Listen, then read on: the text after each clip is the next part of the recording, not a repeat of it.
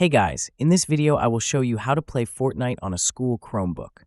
Alright, let's begin. The first method to play Fortnite on a Chromebook is to use a website called EasyFun. This website allows you to run Fortnite directly in your web browser, so even if your Chromebook is slow or older, you can still play. As long as your Chromebook can run Google Chrome, it should work fine.